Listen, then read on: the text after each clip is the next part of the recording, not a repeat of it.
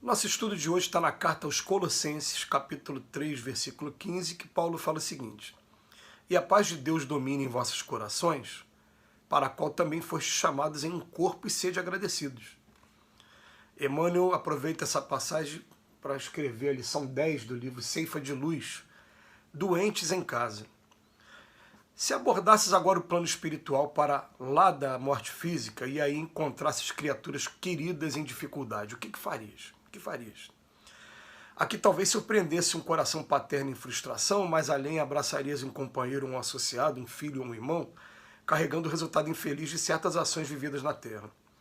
Que comportamento adotarias se as leis divinas te outorgassem livre passaporte para as esferas superiores, facultando-te, porém, a possibilidade de permanecer com os seres inesquecíveis em tarefas de amor? De certo, estarias a decidir-te pela opção insopitável. Não desejarias compartilhar os céus com a dor de haver abandonado corações inolvidáveis, a sombra transitória que se empenharam com os próprios erros. Reconhecê-los-ia por doentes reclamando proteção, demorar-te-ia junto deles na prestação de auxílio necessário. Referimos-nos à imagem para considerar que os parentes enfermos ou difíceis são criaturas às quais, antes do berço em que te refizeste no plano físico, prometeste amparo e dedicação. Nascem no grupo familiar, realmente convidados por ti mesmo ao teu convívio, para que possas assisti-los no devido refazimento. Entendemos no assunto que existem casos para os quais a segregação hospitalar demorada e distante é a medida que não se pode evitar. Mas se tens contigo alguém a quem amas, a erguer-se por teste permanente de compreensão e paciência no Instituto Doméstico, não afaste esse alguém do clima afetivo em que te encontres sob o pretexto de acerenar a família ou beneficiá-la. Guarda em tua própria casa, tanto quanto puderes, os parentes portadores de provações, e não lhes decrete o exílio, ainda mesmo a preço de ouro. Apoia-os, qual se mostrem, com as necessidades e lutas que lhes marcam a existência, na certeza de que todos eles são tesouros de Deus em tarefa sobre a tua responsabilidade, ante a assistência e a supervisão dos mensageiros de Deus. Que mensagem profunda, gente. A mensagem hoje vem tocar direto no nosso seio familiar. Qual é a comparação que o Emmanuel faz hoje? O Emmanuel começa perguntando pra gente: vem cá, gente, se a gente tivesse a oportunidade de sair do corpo aqui agora e ser levado aí por algum dos espíritos, por Jesus pessoalmente, para encontrar os nossos parentes que já estão do outro lado da vida. Pessoas que a gente ama de verdade, pessoas que fizeram diferença nas nossas vidas. E a gente aceita o convite, chega lá do outro lado, vai encontrar ou os pais, ou os avós, ou um grande amigo, irmão, pessoa que já foi na nossa frente. Todo mundo tem um histórico aí de algumas pessoas queridas que já desencarnaram, já foram para o outro lado da vida. Mas como um detalhe, você chega lá do outro lado, você encontra a pessoa numa dificuldade qualquer, e a dificuldade que ele vai se encontrar é sempre derivada dos atos que ele praticou, alguma coisa que ele praticou e que não foi bem, ele está numa região de sofrimento. O que você faria?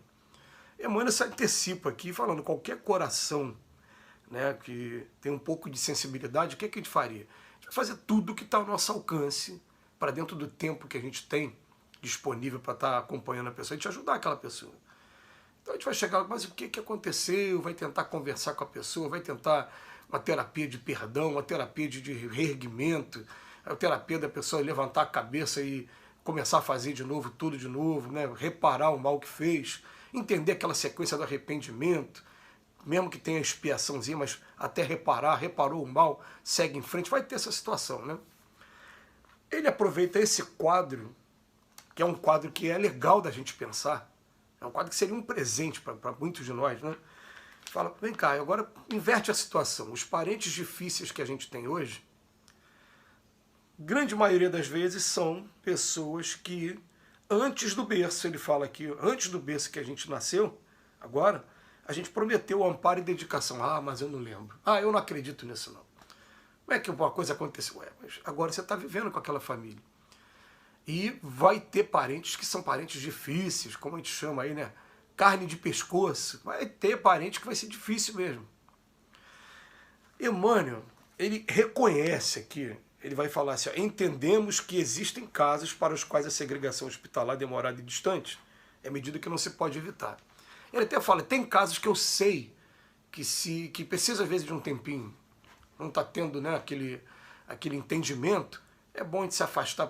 Eu não me lembro de ter passado por uma situação dessa assim, na minha vida, mas passei por uma situação parecida quando me casei, porque o raciocínio foi assim, né? Quem casa quer casa. Então eu queria morar um pouquinho distante dos meus familiares mais próximos, para poder ter a minha independência, poder ter a minha família mesmo, né? Poder desenvolver algumas coisas. Tudo bem, foi esse o raciocínio na época. E também, é claro, para não ficar deixando também, misturando os problemas pessoais, particulares das famílias também. Foi essa preocupação, que é uma preocupação que muita gente tem, né? Teve a preocupação de segregar, mas não foi por conta de dificuldade, não foi no coração que não foi, né? Mas ele vem falar para a gente o seguinte, Emmanuel faz um apelo, gente, vocês percebem aqui? Ele fala assim, ó, não te afastes de algum parente seu sob o pretexto de asserenar a família ou de beneficiar, aquela coisa assim, ó, se não está dando certo comigo junto, acho que eu saindo daqui, vocês ficam melhor.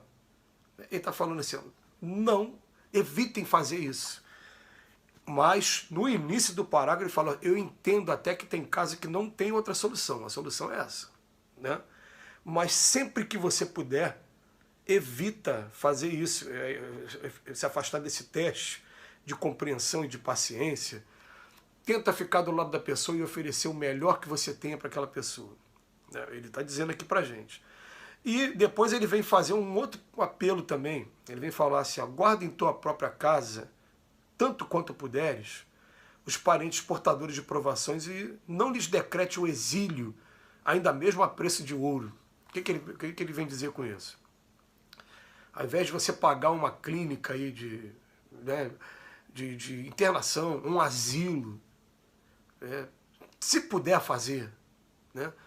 Pague um cuidador, deixa a pessoa dentro de casa, no contato próximo com esse contato que a gente tem afetivo com as pessoas mais próximas, deixa a pessoa aqui perto e uma pessoa cuidando, é melhor do que você colocar num asilo e manter, mesmo a preço de ouro, decrete os exílios que ele fala pra gente, né? A gente vai lembrando, né, gente, que a gente tem um capítulo que estuda sobre isso, sobre a piedade filial, e a gente tem que lembrar todo o sacrifício que eles tiveram com a gente num determinado momento da vida, e eles não fizeram isso com a gente, não segregaram a gente, não colocaram a gente com uma babá, ou então com alguém para poder criar e depois entregar já criado, não fizeram isso. Muitos hoje, nos dias de hoje, fazem o que eu falei ainda há pouco. Um cuidador, uma creche que você vai lá, coloca na creche, mas pega todo dia e traz para casa de novo só durante o trabalho. A modernidade tem exigido isso da gente. Eu mesmo passei por isso. Com uma filha em particular, uma filha minha, muito novinha, teve que ir para a creche porque nós dois estavam trabalhando. Muito novinha, menos de 1 ano de idade, né? Foi muito doloroso para a gente. E eu trabalhando perto da creche, eu sempre que tinha uma oportunidade, eu saía lá do trabalho e ia lá ver minha filha na creche. É uma necessidade que a gente tem nos dias de hoje, vida moderna. Agora, com os nossos idosos, ou então com aqueles parentes que são mais complicados, né? A gente vem pedindo para evita fazer isso. A gente tem uma dificuldade hoje no campo particular, é que muitos dos nossos idosos eles se recusam hoje a querer morar com a gente. Eles querem morar sozinhos, querem ter a vida independente deles, e a gente tem que adaptar a nossa vida para eles, porque eles não querem vir morar com a gente e ao mesmo tempo reclamam da gente não estar lá com frequência, né? É um caso que não sei se muita gente vive isso, eu vivo isso, né? Eu queria muito, aliás, esse local aqui que eu estou, aqui agora, esse escritório, ele já era para ser um quarto com a minha avó aqui há muito tempo, e minha avó se recusa literalmente, ela não quer morar comigo, não quer morar, ela quer morar sozinha na casa dela, que fica aqui aproximadamente uns 6 quilômetros daqui da minha casa, e me cobra ir lá, tá sempre com ela, né? Sempre que pode, enfim. A gente vai fazendo isso, a gente vai fazendo esse... Eu já falei aqui em casa que eu quero ser igual aquele personagem da Grande Família, que era interpretado pelo ator Rogério Cardoso. Eu quero ser aquele pai que dorme na sala, quero ficar perto dos filhos, eu quero, mas pode ser que no futuro eles não queiram ficar comigo, né? Pelo menos enquanto eu tiver com essa lição aqui na mão, o que eu puder fazer com meus parentes aqui por perto, eu vou estar fazendo, porque eles precisam de amparo, precisam de ajuda, e a gente está aqui, a gente tem que ajudar, piedade filial, a gente tem que honrar pai e mãe, e estender esse conceito de pai e mãe aos nossos parentes mais difíceis que precisam de ajuda. Que lição bonita de Emmanuel hoje, a gente agradece do fundo do coração, e fica aí a reflexão para cada um de nós, que Jesus nos abençoe hoje e sempre.